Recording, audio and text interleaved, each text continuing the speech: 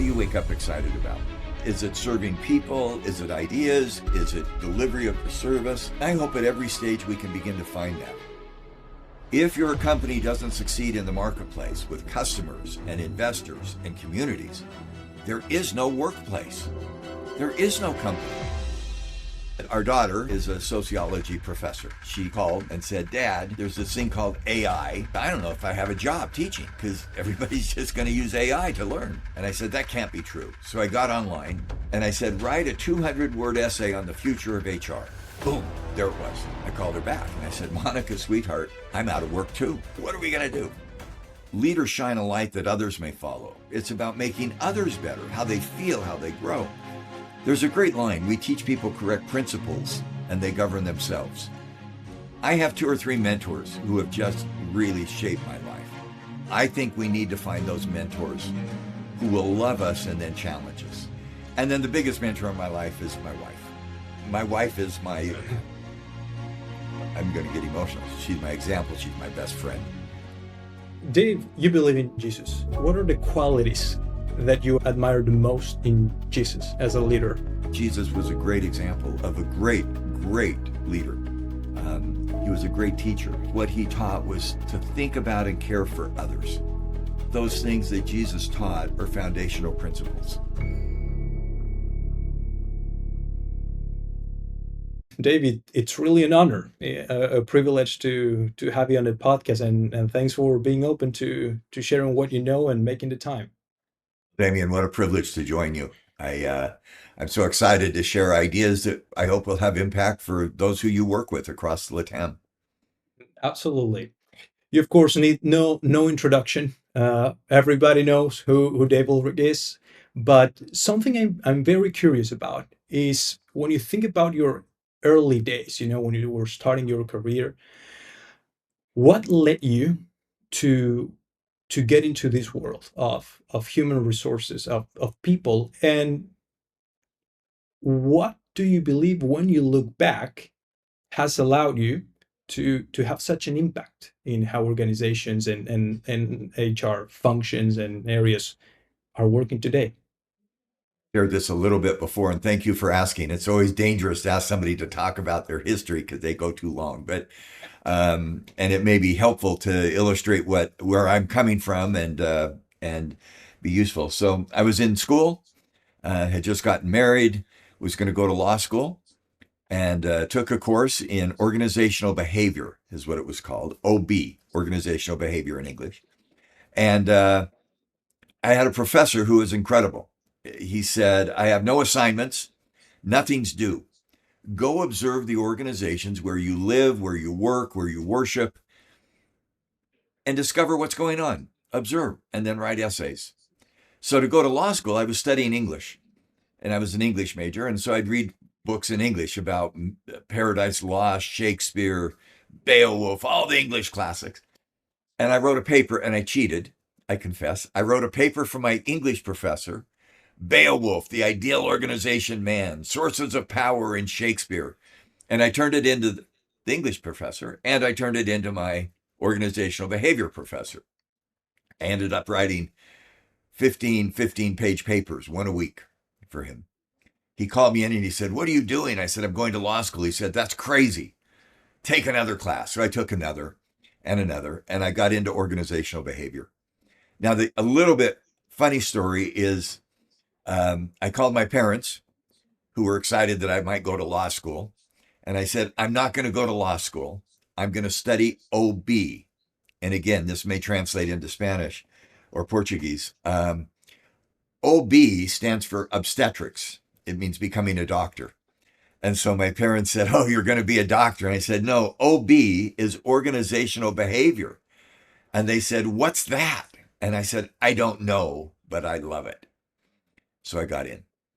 The other thing I'll share quickly, and I hope that applies to people, my wife, and I have her picture in my office. I welcome you to my office, a picture of her and other people I admire. She happened to put it up about a year ago. She said, you have these pictures. I need my picture there. And she's a very good psychologist. And she said, and again, I'm going to play on words that I hope will translate. She said, you have OCD, well, in psychology, that's obsessive compulsive disorder. Yeah. But she said, your disorder is organization compulsive disorder. You love to study organizations, how they work, how they operate. In fact, it's awkward to go to dinner or lunch with me because I'll call the manager of the restaurant over and I'll say to him or her, I can improve your productivity 10%. Let me give you my advice. And they look at me and say, I don't want your advice. I do that in my church. I do that in every setting I go. So, my comment to those listening, what are you compulsive about? When you get up in the morning, what are you excited about? I love to look at organizations. Even today, we taught a class at a local university for some students last night, and they were feeding food afterwards. And so I went to the person in charge of the food and I said, you know, if you had two lines instead of one, the 200 people could get through quicker. And he looked at me and he said, I'll do the food, you do the teaching. So I'm still compulsive. And for those listening, find your passion. Find your passion. What is it that excites you? And when you find it, you work with it, you get better at it. And I'm still as passionate today about organizations as I was many decades ago. I think that had something to do with the impact you had is the passion. And follow-up question on that. Do you have any recommendation for I know a lot of people that, they 50 years old, 60 years old, and they're grown ups. And it's not uncommon to see, well, I still don't know what I like and what I'm passionate about. Yeah. Right? Even at It's a that great at that question. I stage, yeah. mean, I think passion occurs at age 30 as well as age 70. I think you go to wake up in the morning. What am I excited about today? Today I woke up and I'm excited. I get to have a call with Damien. I get to have a conversation. And through you, we get to talk to people throughout LATAM. That's exciting to me to share ideas that I will have impact. Today I'm going to do some writing and have some ideas. So what do you wake up excited? Is it serving people? Is it ideas? Is it delivery of a product or a service? And I hope at every stage we can begin to find that. Hmm. It isn't, again, money makes a difference. Commercial makes a difference. I had a friend who was studying, getting his PhD when I was living in Michigan, and he was doing his PhD in ancient scripture as a student at Michigan. And he finally talked to me one day after about 2 years in a PhD program, and he had some children. And he said, I realize I'm not going to make any money studying ancient scripture. And I said, you should have thought about that a little bit before. And so you manage the passion between money and opportunity and impact. But I hope that over time people discover their passion, what you wake up excited about. So let me ask you, Damien. I wake up thinking about organizations and people and how to serve. And what do you wake up excited about? Great question. I love building and I love talking to very smart people that I can learn from, just like you, Dave. Sharing those insights, sharing those learnings with other people as well. I come from the executive search world, and because of the activities you do on a day-to-day basis, you get to talk to very smart people, lots of leaders, big companies, and even though interviewing them for uh, positions, you get to really learn about how they think and how they grow businesses and how they think about management and leadership, and that really excited me a lot during that time and say, hey, not everybody has the opportunity to have these one-on-one conversations with these people that appear in the news and in articles and things like that. It would be great to share their learnings with others. So that's what I'm doing today. By the way, I share that. People say to me, what's your core value outside of my faith and my beliefs? It's learning. It's learning. I am just passionate. And that's why I want to improve the productivity in the restaurant. I want to learn. Um, I am consumed with that and hope that will never end. Hope that will never end. And then learning that has an impact on others. You shared with me briefly something that really touches me because of your audience and your work you do. The ideas that you have in this and other podcasts, and maybe mine, and maybe yours, and maybe others, may have an impact on 1 million people because the people in your network, the chief HR officers, represent 1 million people. I was in a workshop about 3 months ago, and it had 35 CHROs of big companies and with lots of employees. And I added up, and it was 10 to 15 million employees. And so somebody said to me once, so why are you not retired? Have you not made enough money? Can you not go do other things? And I said, I'm not retired because if we can create an idea, and I hope this one communicates to those listening and to you, that will touch these heads of HR, who will then touch 10 to 15 million people every week. What an opportunity. What an opportunity. And that's what you've got. I mean, your audience gives you a chance not only for you to learn, but to help those that you work with learn about how they can apply your idea, not your ideas, but all of our ideas to be better. That's my passion. And I still have it. I still have it. That's phenomenal, Dave. Talking about that, HR leaders, CHROs, people leaders, we live in a world that it's constantly changing. Priority seems to shift all the time, and it might be hard for these leaders to focus on what's really important, on what's their job, what's their role. What would you say is the thing that these leaders need to focus on in order to be effective and serve the organizations? Just to share the bias I have, I ended up studying organizational behavior as a master's degree and a PhD. My PhD was in something called taxonomy, which is mathematics. It's the science of simplicity. Just to be comfortable with your audience, I did a dissertation and they sold it back then, many years ago, and I kept the check. So for 1 year of work doing a dissertation, I made $11.85. Oh, wow. So it was pennies per hour. But what taxonomy does is it's the science of make it simple. You said it brilliantly, Damien. It's a complex world, economically, socially, politically, and mostly with technology and AI. So what's the simple takeaway? Here's the metaphor. You're a chief HR officer. You're going in to meet with an executive team to design a training program, a succession planning program, an employee engagement program, a compensation program or system. What's the conversation you have? Very simple question. And you walk in and say, I'm asking for some money to do an employee engagement survey. I'm asking for some money to redesign my leadership development program or to do some other benefit program. That's been the model of HR. I think it needs to change. When you or an HR executive walks into a room with business leaders, the goal is not your program. I'm here today to help us succeed in our marketplace. I'm here today to help us get customers to buy more products, to get investors to give us a lower cost of capital if we borrow money, debt, to get investors to give us a higher price earnings ratio if we're publicly traded, to get investors in a parent company to sustain our economic success. I'm here today to help the community have a better reputation of who we are and what we do, to build our citizenship.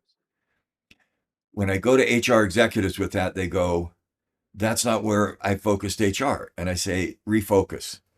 One executive, very senior executive, I said, so when your company has a meeting with investors, what do you say? Chief HR officer, she said, well, I don't meet with investors. What do you mean you don't meet with investors? Why are you here? You want investors to give you more value in the marketplace, either lower cost of capital for debt or higher price earnings ratio in stock. That's the agenda. We call that HR outside in, HR stakeholder value. We're not just here to implement your strategy. We're here to help you create stakeholder value that leads to strategy. If I were doing one simple message, that would be it. That would be it.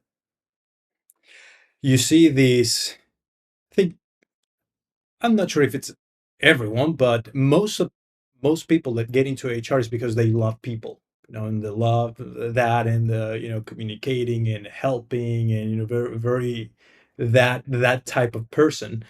But when you do that in a company, then that's where the refocus come, you're creating this, I think your phrase is creating value through human capability. Uh, So, what's the best thing you can give an employee? I love to ask this question. And so, if you're listening, let me give you some options. What's the best thing we can do to help our people? Be safe, psychological safety, physical safety. Belong, build a community. That's great. Become better. grow and learn. I can give you growth. 4, believe. I can give you values and hope. 5, all the above. Believe, become, belong, be safe. Or 6, none of the above. Now, when I work in groups, quite often I ask that question, and 90% it's number 5. Be safe, believe, belong. I want to give my employees that. I believe it's number 6. None of the above. What's the best thing you can give an employee? A company that succeeds in the marketplace. Let me say that again. If your company doesn't succeed in the marketplace with customers and investors and communities, there is no workplace. There is no company. I was in a company about a year and a half ago, one of the big computer companies, it doesn't matter which one, with their senior executive team. And I was scared. I don't know, Damien, if you've ever been intimidated. There were 100 people, 70 had PhDs in computer science and statistics and physics. I mean, their IQ was so high, I didn't know I didn't belong. Remember, my dissertation made $11. Uh, and I said, what do these companies have in common? And I started listing companies, mostly from the US. Eastman Kodak, Digital Equipment, um, BlackBerry, and they yelled out, they all went broke. And I yelled back, I consulted for every one of them. And there was a moment of silence. We're going, who is this guy? I consulted for, name the companies, I've been involved with them. And I said, let me tell you where they goofed. They focused inside, not outside. Eastman Kodak had great film, but they didn't recognize the market conditions were changing. Toys R Us had great locations, but they didn't recognize that people were buying toys through the internet. They didn't understand the external marketplace. And therefore, my advice to them was not good. It was build your internal systems well, rather than start with, what does the market require of you today? And how is that market changing? And when we get that mindset, and by the way, the session went very well because I said, you're a very successful company. In fact, if I had started working with you, like many of you, economically, everything, you're very successful. But your marketplace is changing as well. The cloud, the internet, AI. Are you aware of those changes and building a workplace that will respond to the external a workforce that will respond to the external workplace? You talk about understanding what's going on outside the organization. There's there's a lot of valuable information, but there's also a lot of noise. And sometimes it might be hard to say, hey, where do I go? Where do I look? Who do I talk to? It might be different for different companies in different industries, but do you have any recommendation to CHROs to say, hey, If where we could do I solve go? that, Oh, if yeah. well, first of all, go to Damien's podcast. So, no. Let me give you 2 answers. One, get statistics, get data. Data is helpful, and that's the world of analytics. It's AI. Sometimes I can be impacted by people who have a loud voice or who are very clever, but they may not have the pattern of data. So get data. And I'll tell a very quick example. I was coaching a 30-year-old. He had started a technology company. He owned 20% and it was worth $1 billion. And he was 30, kind of your age, very successful. And he said, I don't know what I should do on this business issue. And so I said to him, go get data. Go get data.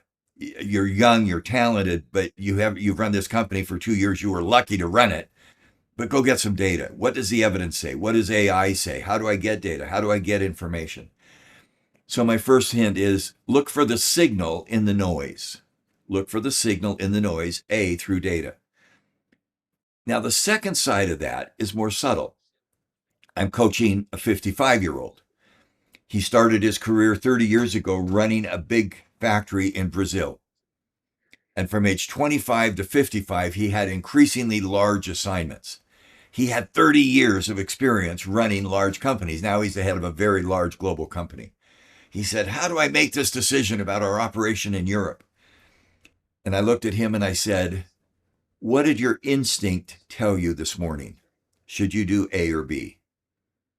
And he said, my instinct says to do B. And I said, do it. And he said, but shouldn't I go get more data? You've got 30 years of experience. Notice my first leader, the 30-year-old, didn't have much experience. Get evidence, get data. My 55-year-old had the 10,000 hours people talk about running companies. And I said, trust your instincts. So my advice to the CHROs on our network today, I'm joining you. You've got a lot of experience. Trust your instinct. Trust your instinct. When the back of your hair goes up, or your instinct, or whatever that message is inside your consciousness, trust it. That's a weird thing. But for those listening who are younger in their career and say, my instinct is to do this, calm down, calm down.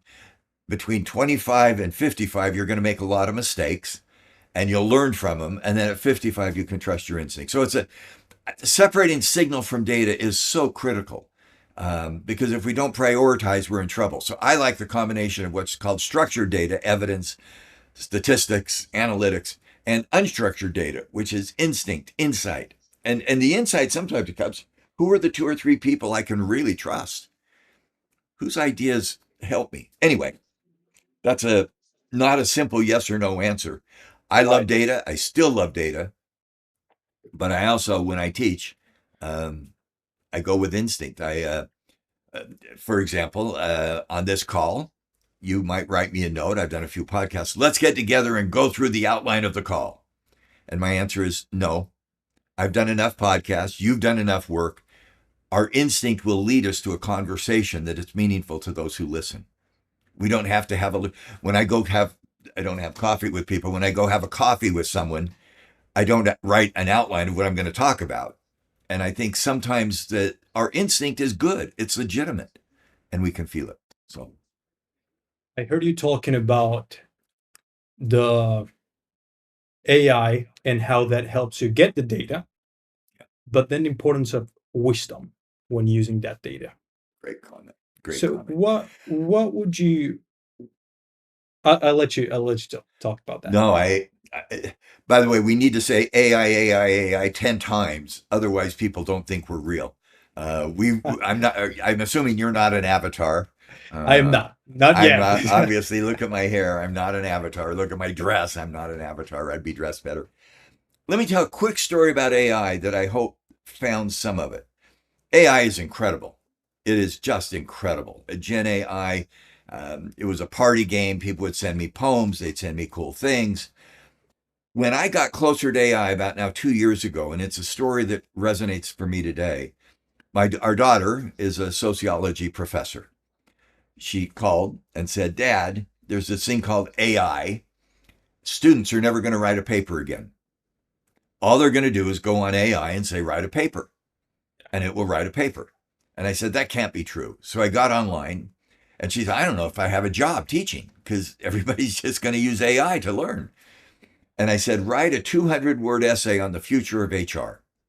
Boom, there it was. I called her back and I said, Monica, sweetheart, I'm out of work too.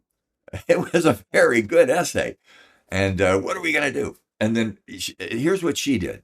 And now she's changing careers to manage that. Whenever a paper is due, I want to see 2 papers. I want to see an AI paper. This is what the AI data says about demographics, crime rates, marriage rates, whatever sociology paper is in Buenos Aires versus Rio de Janeiro. And I want to see your paper. Now, that's such a simple idea, but it's really profound. What AI does is it summarizes all the past information. Not always perfectly, it's getting better. So what's the history of HR? I read it and I thought, wow, that's some great work by 5 or 6 of my incredible colleagues. But it doesn't tell me the future. AI will tell me what's been done. And if what I need is I think AI will put the firms doing benchmarking out of business. You don't need to benchmark. But what you've got to do is use AI as a starting point, not the ending point. A company I worked with, they've got manufacturing plants all over the world. They want to get the competencies of a plant manager so that they can hire a search firm like you and build the skills of a plant manager. They go on AI. Here's our industry. Here's the plants. Here's the skills. And they said, wow, we're excited. We're going to go hire and train and pay against those skills. And I said, time out. How many of your competitors have done the same work? Right. All of them. They all have the same set of data. Same data. Yeah. Same data. The hard part is now take those 7 and go the next 3. What is it unique about your company that will succeed in the marketplace? That's that North Star that will allow you to succeed in the marketplace, that will differentiate you. AI creates parity. It does not create advantage, which comes from differentiation. So I love AI. I'll tell you how I haven't confessed this very much. I'm doing a book and I need to find a reference. What's the reference for the book by pick somebody? Simon Sinek on why, or what's the reference from a book by Linda Grattan? I need the bibliography. I used to have to go search my bibliography. Now I go into ChatGPT. What's the citation for Linda Grattan's book on design? Boom, there it is. It takes me 30 seconds. AI is an incredible enabler. Yeah. But if all I did was enable what others have done, that's not a creative job. I know that it's very hard to predict the future of work. I mean, who has the answer and how HR is gonna look like? But calling on your wisdom and the things you're seeing from talking to companies in different parts of the world, what do you see are the 2 or 3 things that you believe are going to change in the future of And again, HR we can't with, predict. yeah. We can't predict. We know the outside world is changing. I mean, the economic policies that come from Latin America, Europe, Asia. We know the political, social system with China. We know the conflicts that are going on around the world in Israel and in Gaza. We know that in Russia. We know there's going to be change. A big one is AI. We know there's going to be change. So I believe there are 4 inflection points in HR.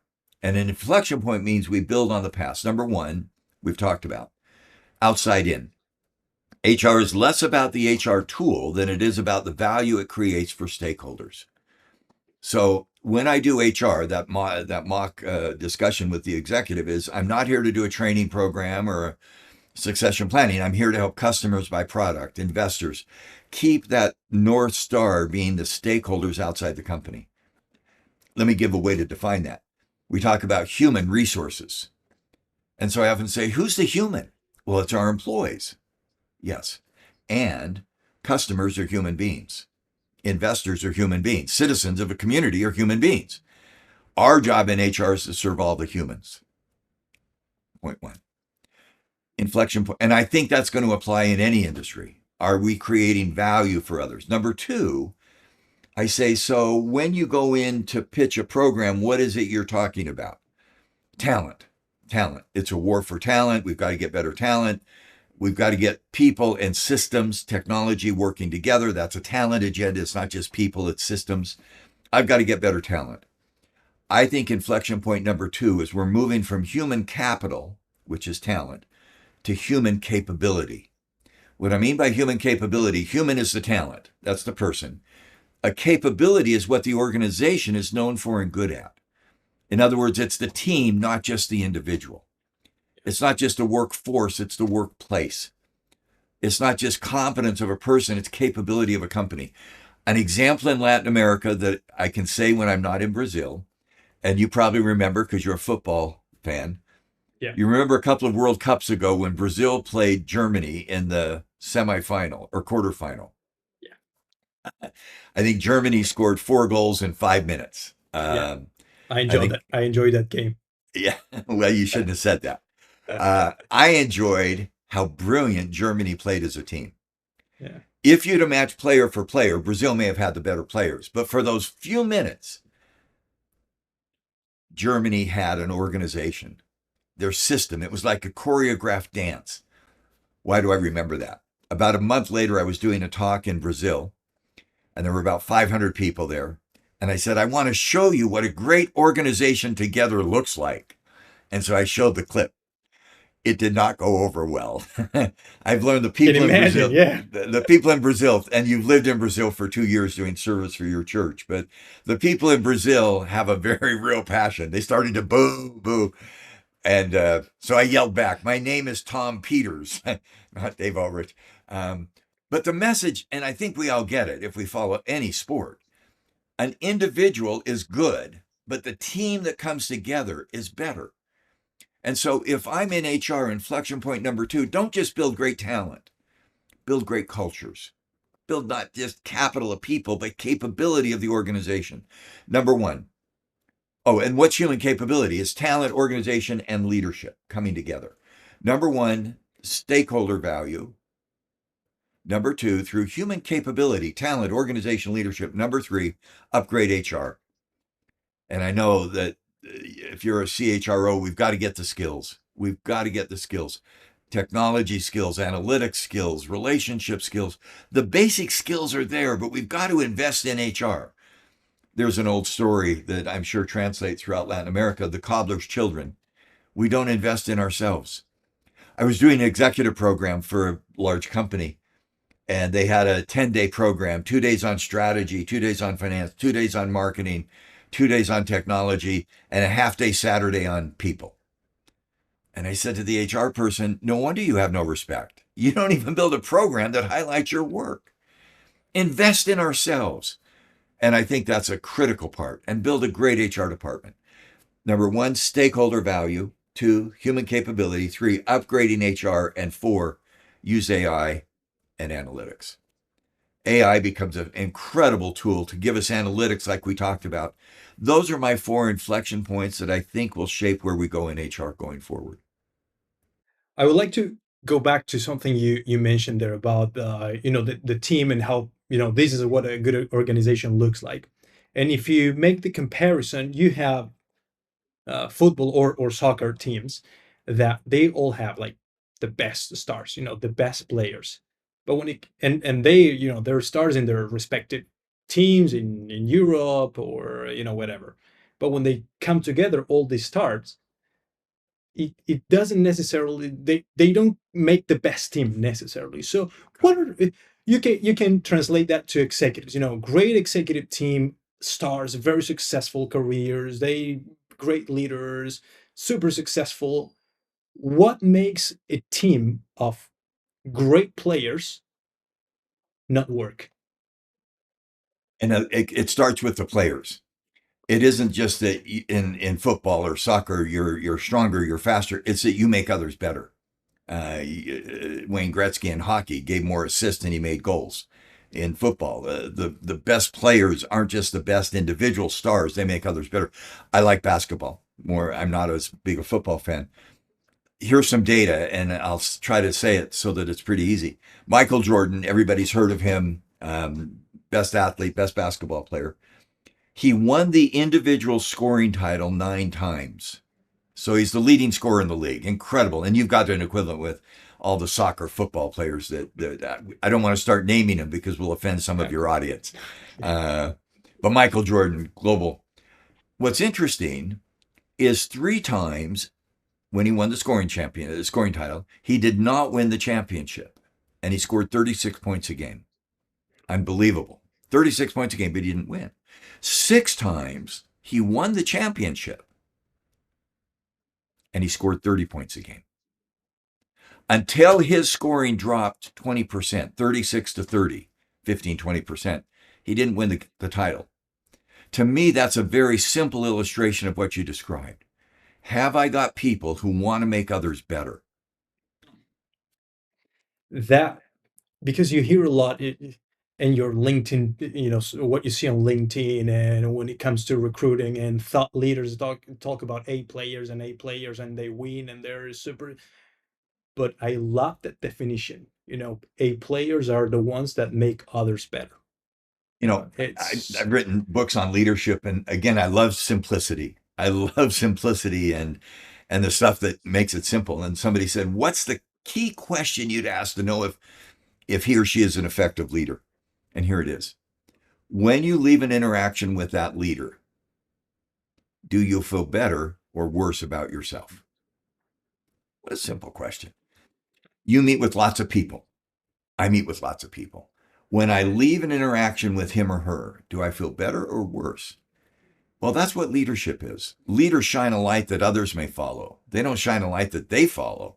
And leadership is not about you becoming better. It's about making others better, how they feel, how they grow. And I've worked with some leaders who are phenomenal, but I look behind them and there's nobody there. There's nobody there. There's a great line. We teach people correct principles and they govern themselves. I know that And one. when you use that line, it leads us to think about how can I instill in others the gifts that help them become better. Dave, and talking about leaders, what are do you have in mind any leader, whatever, that inspired the way you think about what a great leader is? We all have mentors. We all have mentors. I have idea mentors on LinkedIn. I hope your audience will follow me. I was trying to figure out how many. It's probably 20 to 30 to 40 who I interact with almost every day. And they're my idea mentors. I may never meet them in person. And frankly, I don't really care what their title is. They have good ideas. They challenge me in a positive way. By the way, I've learned on LinkedIn that sometimes AI gets in the way. One of the people that was pushing me, I finally discovered that most of his comments were AI generated. They were coming from an algorithm. And it hit Yeah. me, you cannot have a debate with an algorithm. You'll always lose. But I've got idea mentors. I have two or three mentors who have just really shaped my life. One was the professor who got me in the field. He continually challenged me until he passed away. I spent a few years doing missionary work for our church, and I thought I was serving well. And he came to visit, and he said, "Are you doing enough to help others?" I mean, in a spirit of gentleness and kindness and love. I had a religious mentor who taught me about service and giving in some of the most creative ways possible.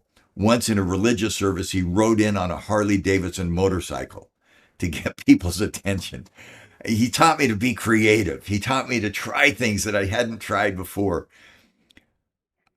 I'll tell you, the first time I met him, he called me in a number of years ago, and we were in a congregation, a religious congregation that had some liberals and conservatives, and there was a little bit of tension between the two groups in this congregation.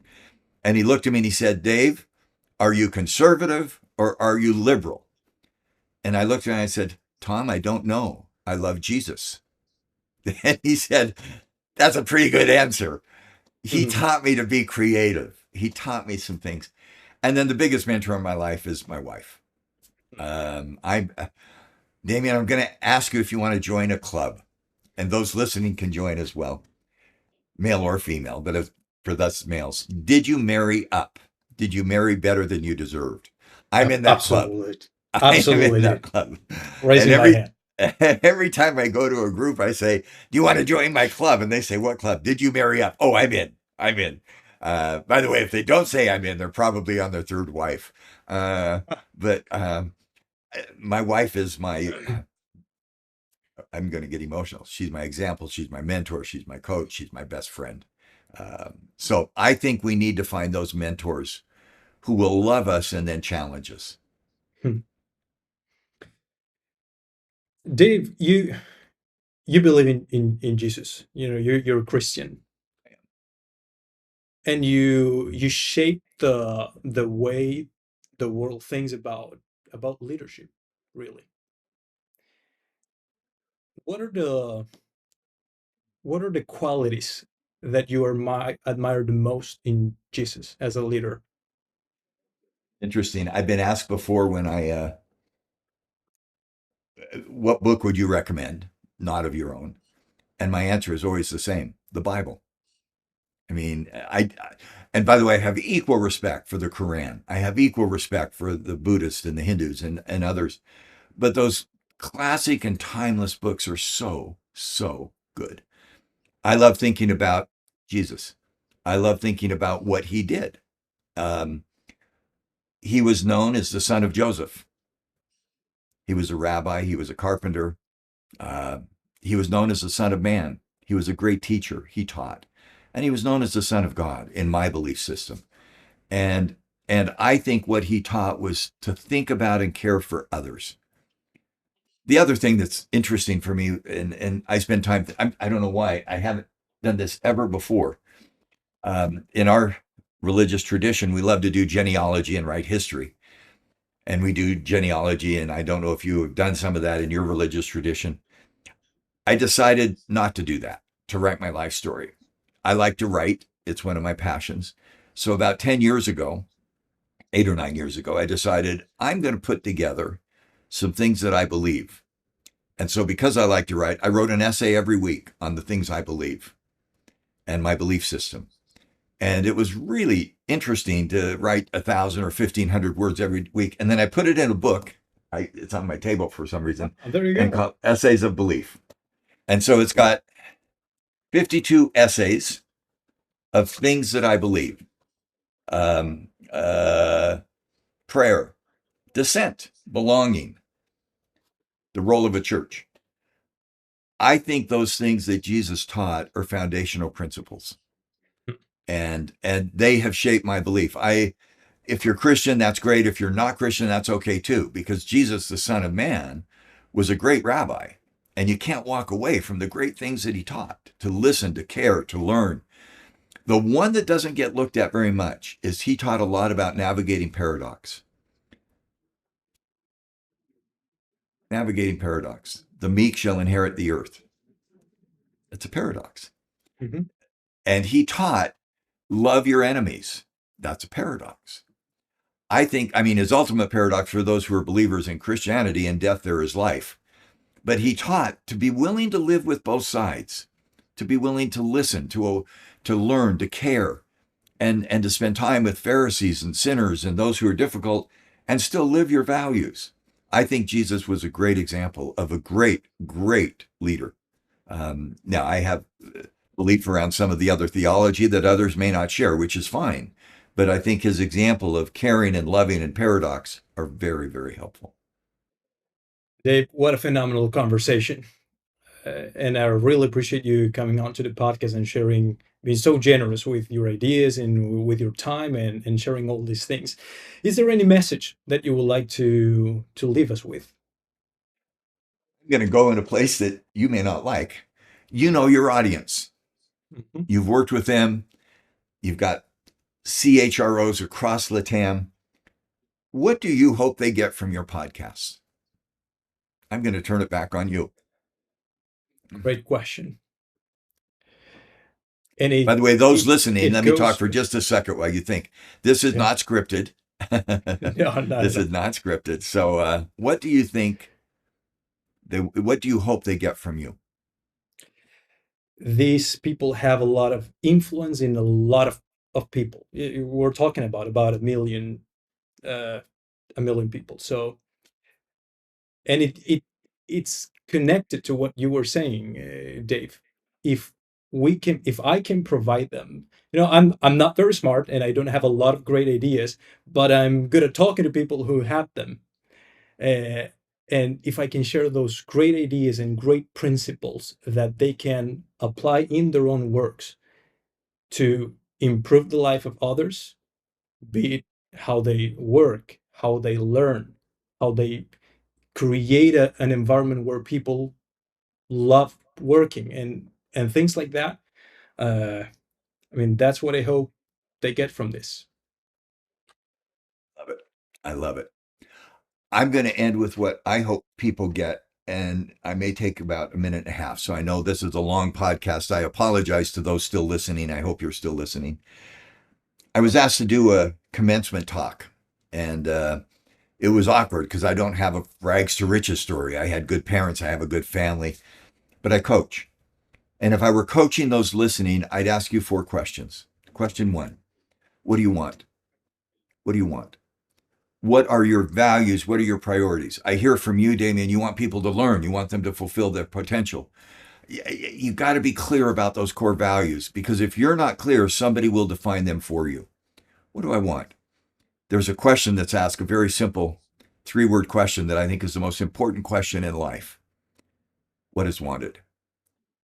Damien, think about that. What is wanted? What is wanted? If you don't know what you want, you're not going to be able to make progress in your life. Question 2: Know what you want. Question one, what do you want? Question two, who do I serve? Who's my audience? Who am I trying to help? And again, back to the great leaders, Buddha, Muhammad. It's not just the affluent, it's the needy. Am I helping others? Am I serving? Number three, how do I build? Am I building a system that outlasts me? That's the team versus individual. Am I building something that will endure? And number four, where am I? What do I want? Who do I serve? How do I build? Where am I? And the where am I is going to take me back to a religious ending. It's a root of almost all theology. The Adam and Eve story. They made a mistake. It's the root of Jewish, Muslim, Christian tradition. God comes to visit and he says, Adam and Eve, where are you? For decades, I thought they were hiding behind a tree because they'd made a mistake. And then it hit me. God can see behind a tree or a rock. Here's the question I think that theory inspires in all of us. Where are you relative to your mistake? We've all made mistakes. Where am I relative to it? Am I going to try to hide and run away from it, or do I run into it and learn? I think that last question is really critical. Where am I relative to my mistakes? So, what do I want? Who do I serve? How do I build? And where am I? Those are the questions I would hope people can think about as they go forward. Those are my coaching questions. Great way to end the podcast, Dave. Once again, I really appreciate the time and what a phenomenal conversation we had here. So, well, till the next one. Thank you. Thank you. Bye. Thank you.